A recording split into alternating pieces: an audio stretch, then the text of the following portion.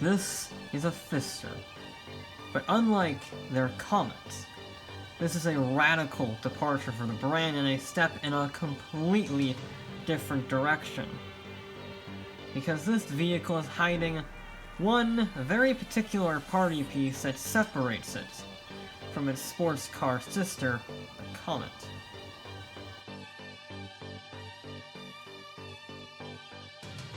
Yes, for the first time ever, PFISTER has made a mid-engined sports car with the Growler here. And because this is such a radical departure for the PFISTER brand, I decided to test it at the exquisite United Kingdom track at Silverstone. Now, they have made mid-engine cars before, but they were all supercars.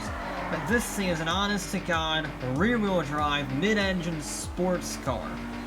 So they took a lot of similarities to the Comet. It does certainly share a lot of styling cues, and where I'm sitting, it definitely looks and sounds like a Comet.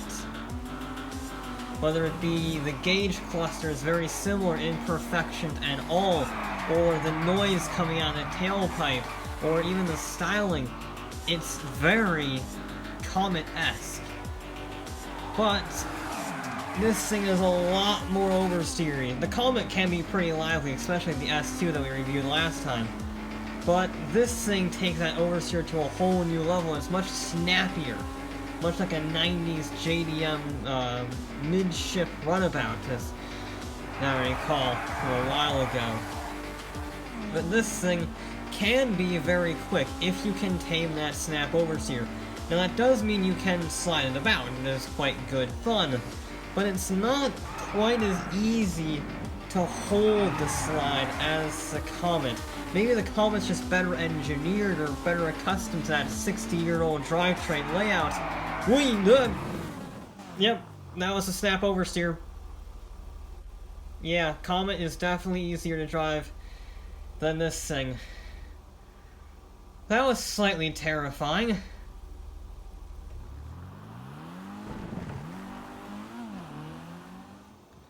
But that begs the question, if this is just a slightly different Comet with an engine in a different spot, why should you buy this over the Comet? Is it faster? Well, there's only one way to find out. And that is with a hot lap. Each vehicle would have a few laps to get as fast a time as possible around Silverstone, and the Comet here is the clear favorite. It has a much longer design process. I mean, it dates back to the 60s. They've been able to perfect this car millimetrically. While I still believe the SR is a far better vehicle, the S2 here is still very, very fun. And it can be very quick if you get the oversteer right, and the same thing goes for the Growler. If you can tame the oversteer, you can potentially get a very quick lap. Now, the best lap that I got for the Comet was a nice and solid 141, which around Silverstone is actually pretty good. The Growler, though, that is where things get interesting, because the turn-in was far better. I felt there was a lot more turn-in. I felt that you could carry a lot more speed, and I say emphasize with could, because this thing is very sketchy to drive. You're really right on the raggedy edge of performance with this vehicle. And I also didn't feel like that's the same top speed as the Comet. The Comet makes a little bit more horsepower, not a lot, but a little. And it does sort of make a difference when the handling is very similar. Both of them very oversteery, very snappy. This one obviously much more intense, and that can cost you time, so I'm not sure if the Growler is as good as people say it is.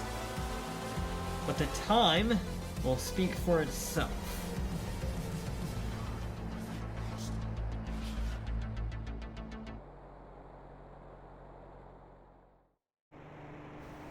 And the times sort of speak for themselves, ironically. The mid-engine rear-wheel drive Growler did a 143 versus the Comet S2's 141. which means despite having the same driver on the same track, the mid-engine car is slower than the rear-engine Comet. And I think it's because of that snap oversteer. You just don't feel as confident with the car. You can't push it quite as hard, and it doesn't have the sheer rear-end grip of that rear-engined Comet. And that disappoints me because the previous PFISTER mid-engine car was much better.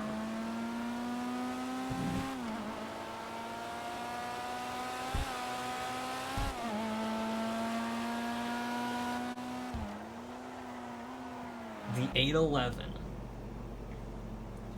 Sure, it's a supercar, not a sports car, so you're expecting a lot more exquisite materials and a lot higher top speed. This is one of the fastest cars you can get.